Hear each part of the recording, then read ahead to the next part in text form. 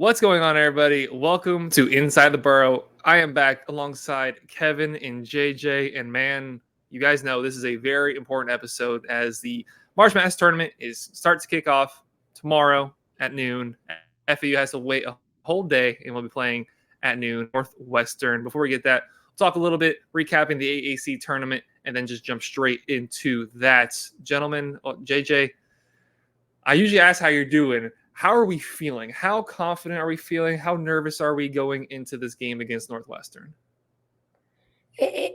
Going into the game against Northwestern, I mean, you probably got a really good first round matchup. But in terms of the draw, I mean, you couldn't get a worse second round opponent. UConn has been the best team all year long, and it's going to be a tall task, even if you get past Northwestern, to make a run in the tournament because of how deep and how good this UConn team is.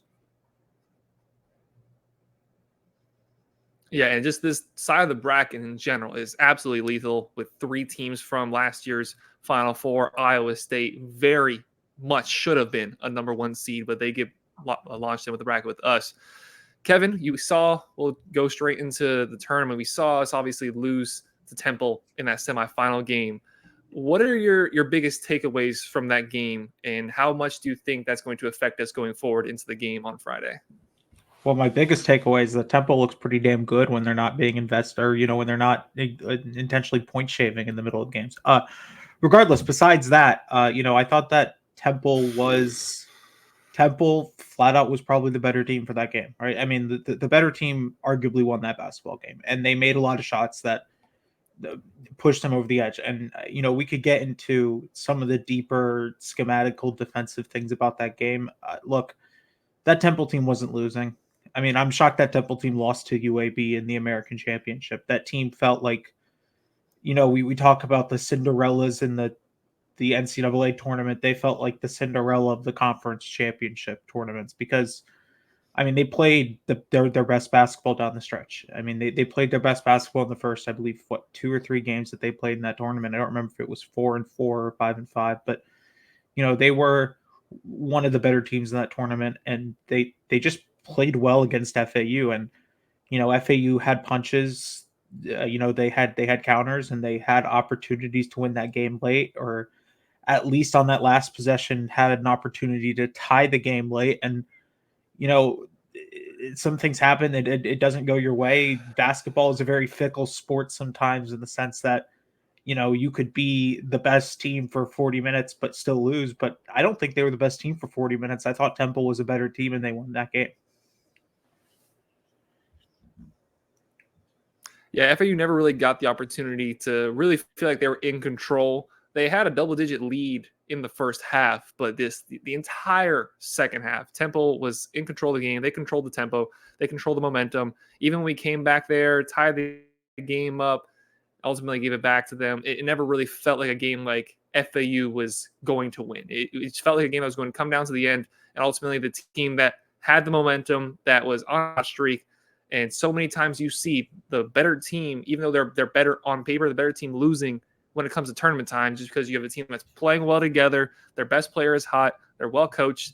And like you said, when you're no longer under the microscope about potentially throwing games for money, it takes a little bit of a burden off the team, and they got to fully concentrate on that game, ultimately losing to UAB, who is also on our side of the bracket. Just absolutely absurd what the East quadrant looks like this year. JJ, you were Mr. Confidence going into this season with the FAU basketball team. You were proclaiming championship or bust, and you assumed to be going into this conference, or you assumed going into the big dance, it would be accompanied, at the very least, already with FAU becoming a champion, with us winning the AAC. We ultimately fell short. So how much does that affect your confidence level, seeing us lose to Temple and then have to expect to beat teams like UConn just to get to the Sweet 16? Where do you stand at confidence-wise after the AAC tournament? Well, after the first loss to Bryant and just the disappointment of the bad losses, you could tell this team isn't what it was last year, and it would find ways to win last year, and this year it hasn't. And the game against Temple especially, I mean, yes, Temple, it felt like they were going to win, but you had a chance with with a 1-point game with 10 seconds left, and John L. Davis had the ball in and had an open lane and didn't convert on that possession. So yeah, it definitely did affect my confidence. But this region, as you mentioned, is absolutely stacked. You have the Big East winner, tournament winner, UConn, the Big 12 tournament winner, Iowa State, the Big 10 tournament winner, Illinois, the SEC tournament winner, Auburn, the American Conference winner in UAB. You have a bunch of conference tournament winners from top conferences in the same bracket that are super good, and it's clear this East region is super hard, and it's going to be really hard for FAU to make it to the second weekend.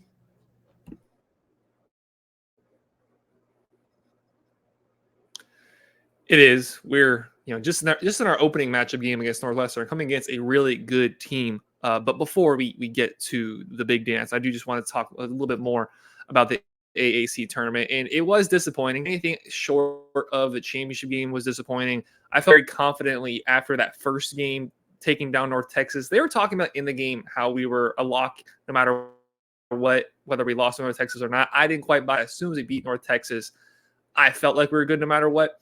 And I think that mentality kind of carried over to the team. They definitely didn't seem to take Temple as seriously as they should have. And that was something we've said too many times about this FAU basketball team this year, the playing down to competition, the not being – they obviously have turned up on the big stage. We saw them win that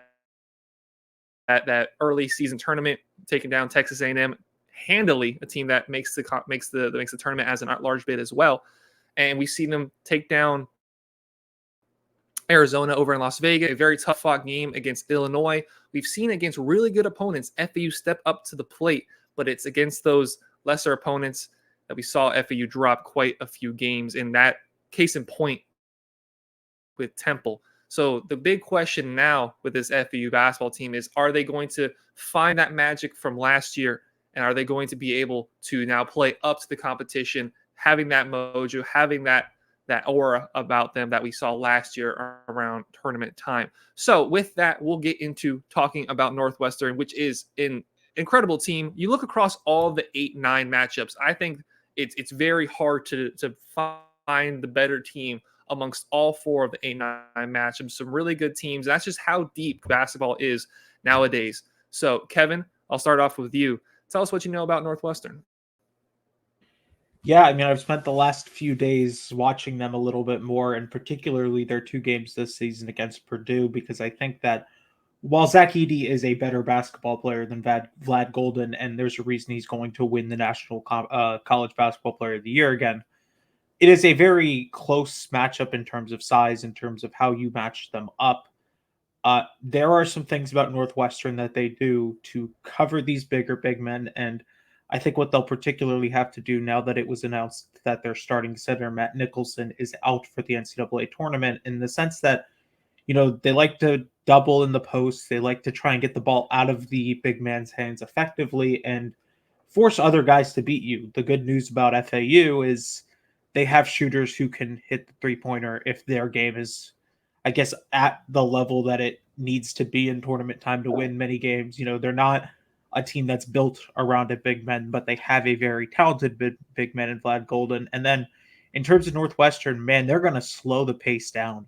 They're going to make this game a slog, very tortoise versus hare, in the sense that they're the tortoise and they're going to play like the tortoise. And I think they're like bottom 15 or something in pace. It Bottom feels 20, like 21. Really? Okay, so they are 21st slowest team. They are very slow, and they're going to slow the game down, and they're going to play in half court. We had talked about this last year with FAU, right? Like they don't care if they have to play fast. They don't care if they have to play slow. They're going to have to probably play slow in this game. And, I think the good news is that they've played other teams that play. So North Texas, they played well all season, and they are another team that's a little bit slower. I think that this Northwestern team, if you find a way to less stop Boo Buie, their stars, their star, their best scorer, the best scorer in Northwestern in, I think, Big Ten history. You find a way to you have to find a way to stop the guys around him. They've got talented guys around him, but if you find the way to stop those guys from scoring, you've got a good chance of winning this game, pretty easily.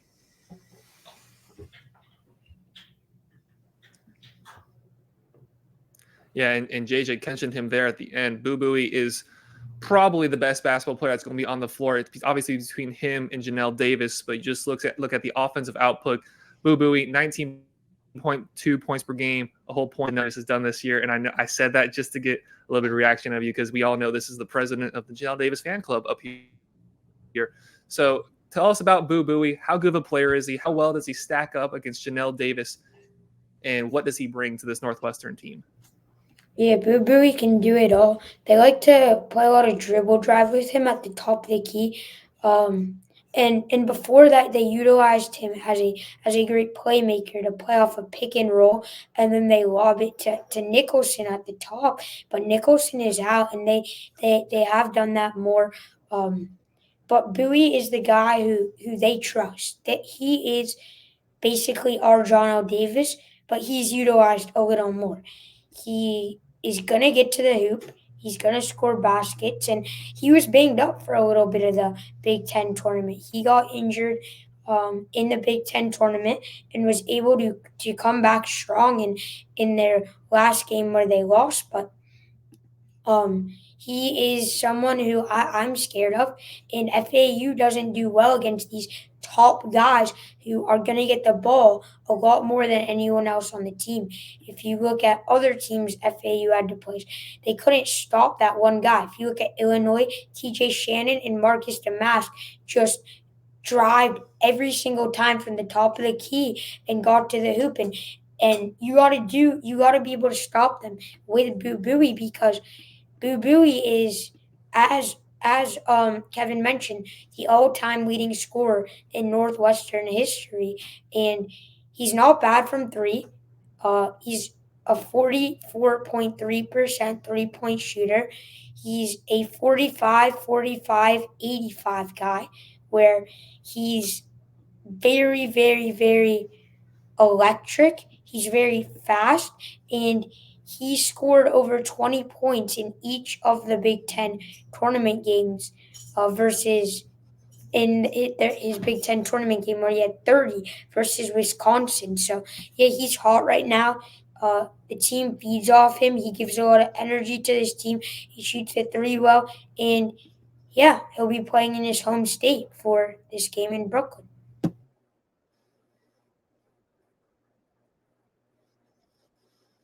Yeah, you just mentioned there, he shoots a three-point shot very well, and so does this Northwestern team in general, and they love to shoot from the three-point line. It's incredible if you in college basketball if you have one or two guys doing that, but for the entire team average to be at the 40% mark is very impressive, and himself is around the 45% mark, gets a lot of his work done from the outside.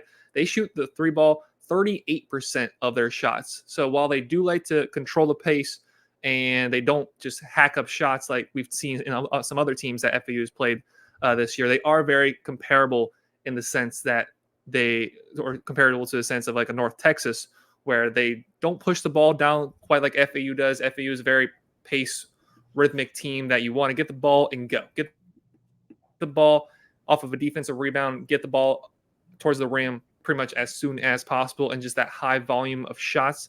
FAU averages 10 more points per game than this Northwestern team does.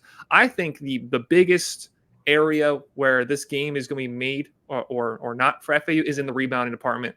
FAU averages 8 more rebounds per game than Northwestern does, and like Kevin said, they do have some issues with their bigs as their leading center is going to be out for this entire tournament. The game is going to be won for FAU on the boards. For me, that's my main key. Kevin, what do you think your main key is for FAU to win this game?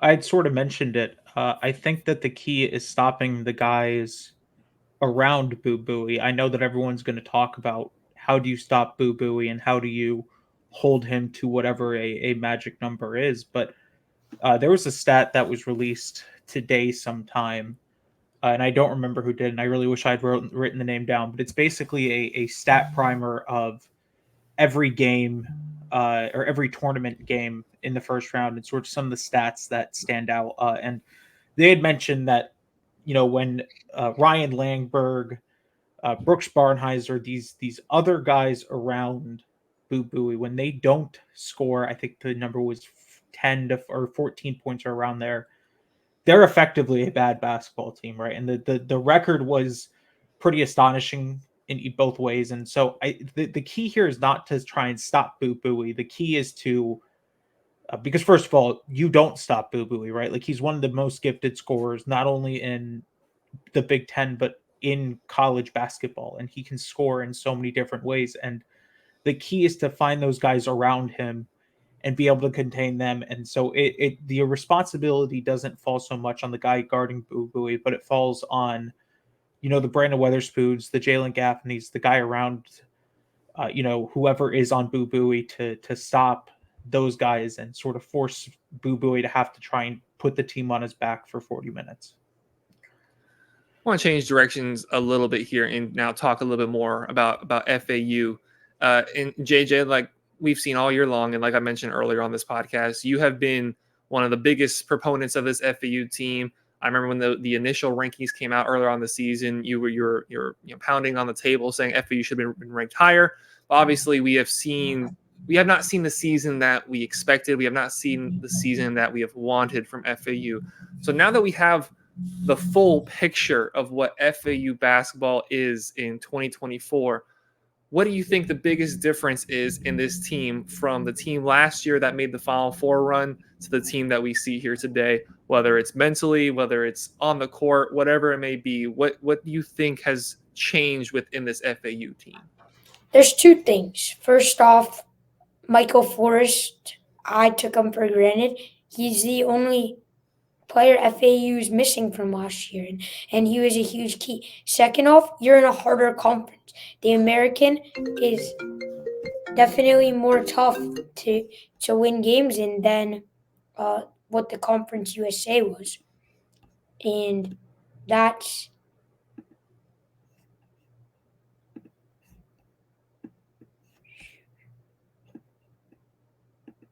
You there, JJ? hello. I fully got logged out. I can't hear or see anybody. You're still in here. If you can hear us, we can hear you. My computer just shut off. All right. Well, we'll have to tell Rick probably to cut this little part out. If you didn't cut this out, hi guys, you're seeing a little technical difficulties. If you're here right now, let us know in the comments and subscribe. That'd be pretty cool. While JJ works out his little technical difficulties, I guess I'll just throw the same question back over to you. I got it. I'm back.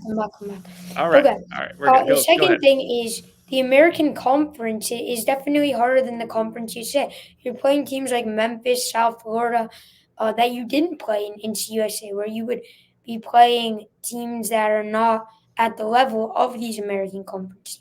The biggest thing I think is coaching. Coach Dusty May hasn't been able to figure out to win these close games, and it's been very apparent. Not calling timeouts when you have the ball with 15 seconds up, not putting Vlad Golden in the game in late situations, and not giving John L. Davis enough touches with the basket. That's all in coaching, and Dusty May has to figure something out. And as much as you could want to put it on a player or on a coach, you got to look at this defense. FAU is the number 15 team in adjusted offensive efficiency, which is like anyone knows that that's a good number to be top 15 in adjusted offense. They're 108th in adjusted defense. It's on the defense this year.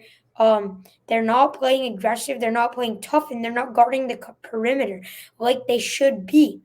So it goes back to a few things. It's a harder conference. You lose Michael Forrest. Terrible coaching down the stretch. And your defense is not playing up to par. I'm going to throw this question to both of you guys, staying on this same rhythm of just talking about FAU here. We know what Vlad Golden has been to this team, had his career high, I think it was, or season high in the game against Temple that we lost. Janelle Davis has just continued to step up his game this year from last year. But when FAU wins, similar to like I think it was Kevin that you were talking about, when Northwestern wins, other guys step up on this team, whether it's Nick Boyd, Brandon Weatherspoon, Jalen Gaffney, Ryan Greenlee, like we saw in the game against Memphis. So I'm going to ask both of you guys this question. Kevin, I'm going to start with you. Who do you think that guy can/should be in this opening round game against Northwestern, that other guy to step up and help FAU win this game?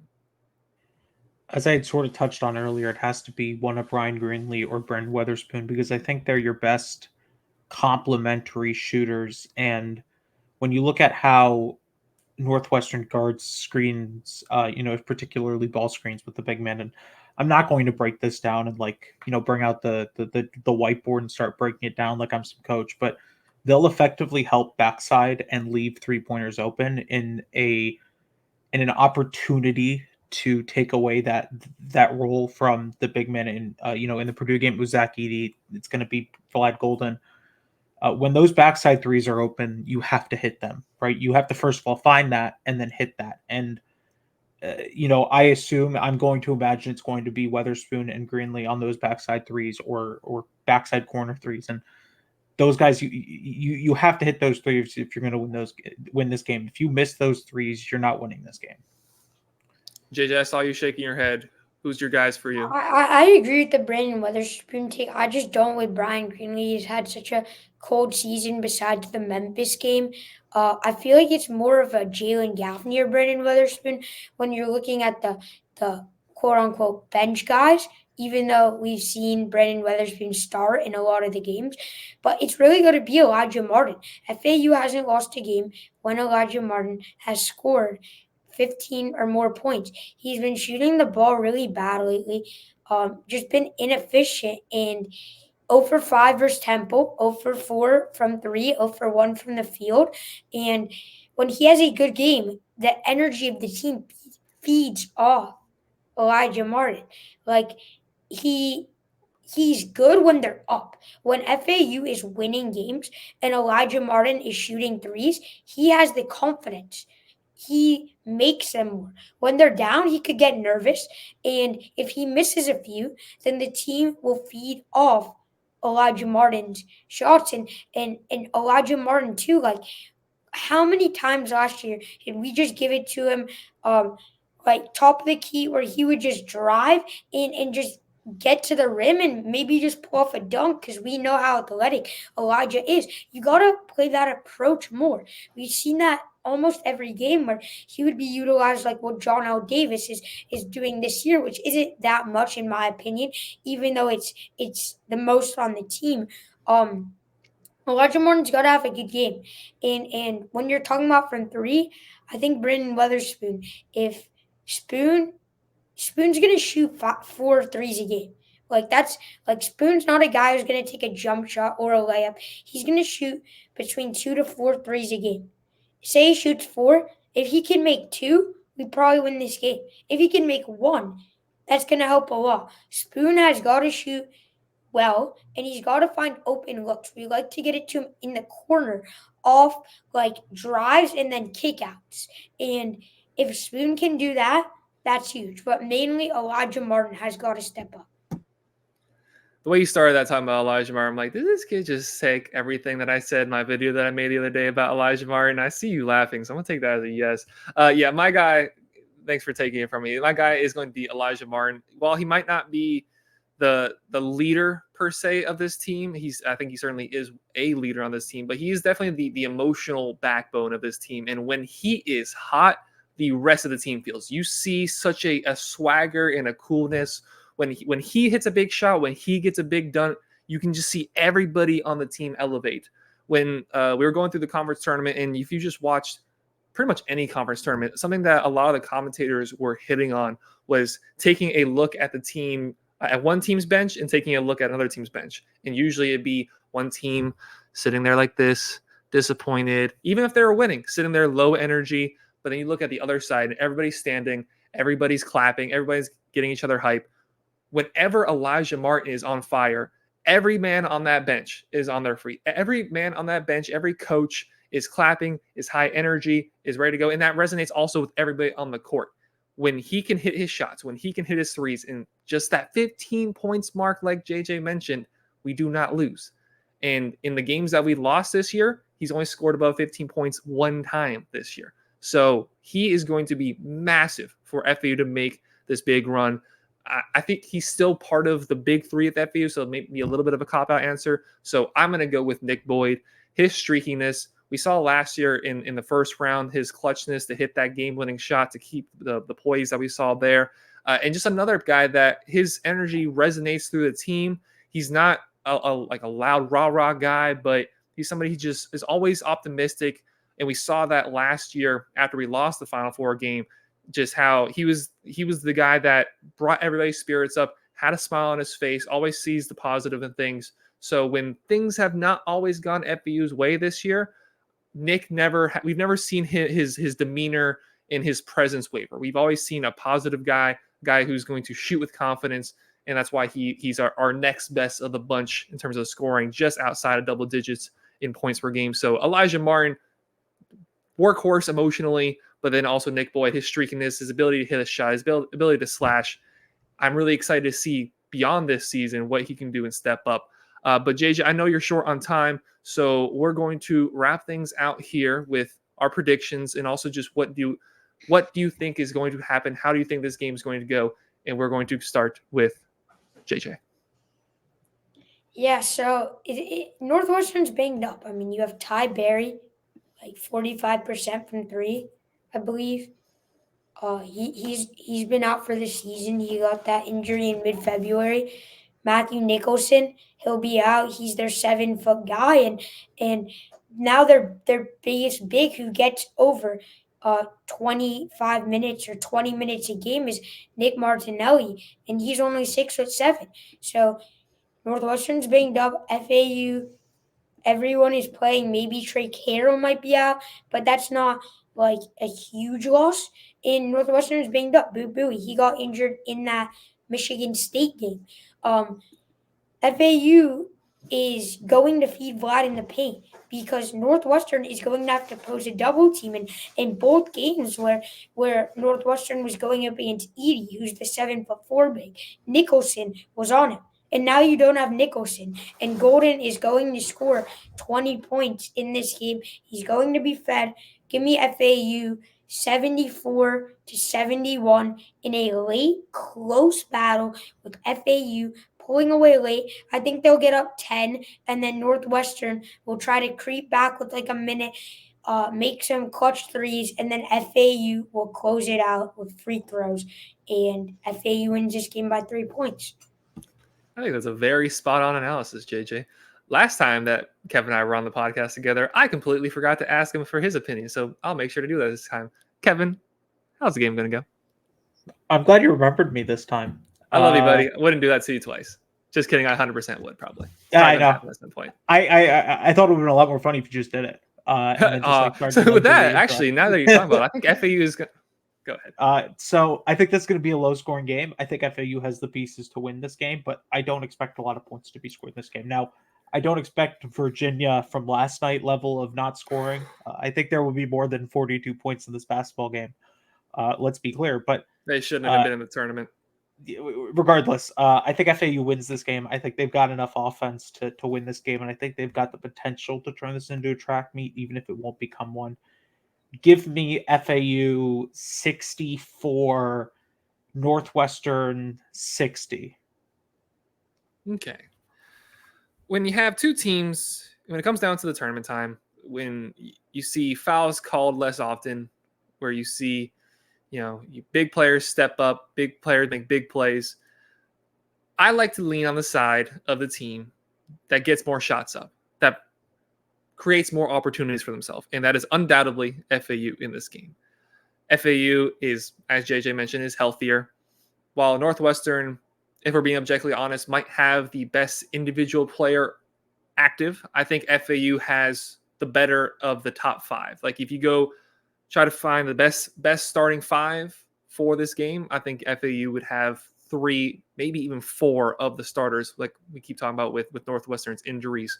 Northwestern has himself an incredible season. I like what they've done. They've had some big wins. If I'm not mistaken, they beat Purdue. They finished fourth. Illinois, they beat Illinois. They beat Illinois, a team that beat us. No, that's actually something I meant to mention earlier. If you take a look at the like matchups, they went 1-1 with Illinois on the season. But there's something about those Owls that, yes, they've had a very disappointing season. Yes, they haven't quite lived up to what we expected to them this year. But I specifically chose this attire for one reason. I bought this beanie 2 days before leaving for the New York trip last year, and I bought this T-shirt at the Final Four at like a little pop-up shop outside the stadium. Had to throw this on to remind myself of who these FAU Owls are. And at their best, we have seen them beat some of the best teams in the country. We've seen them get to the Final Four, and it's going to be an absolute dogfight for them to get back there this year. And that starts off with this opening round game against Northwestern, a very good Northwestern team. I think it's going to be ugly. We're going to be losing at some points in the game. However, I like FAU to finish this game strong. Like JJ mentioned, I'm going to go with a 76-71 win for FAU, Brooklyn, New York, to all but likely take on UConn. Now, what will happen in that UConn game? That'll be a conversation from that point on. But as for now, I see FAU getting to the round of 32 and probably taking on UConn. And let's be honest, probably losing. But we'll see when we get there. Let us know your score predictions down below in the comments. How confident are you in this FAU team to potentially make it back to the Final Four, but potentially push all the way for the national championship title? Or are you on the pessimistic side? You doubt our chances to get past Northwestern? Let us know down below in the comments. Hopefully next Wednesday, we will be back here with you guys talking about how FAU can move on to the Elite Eight, just like they did last year after hopefully defeating Northwestern, hopefully defeating most likely UConn. Let us know your thoughts down below. While down there, hit that like button, hit that subscribe button. We appreciate you all very much for watching. Have a great rest of your day. Go Owls. Go Owls.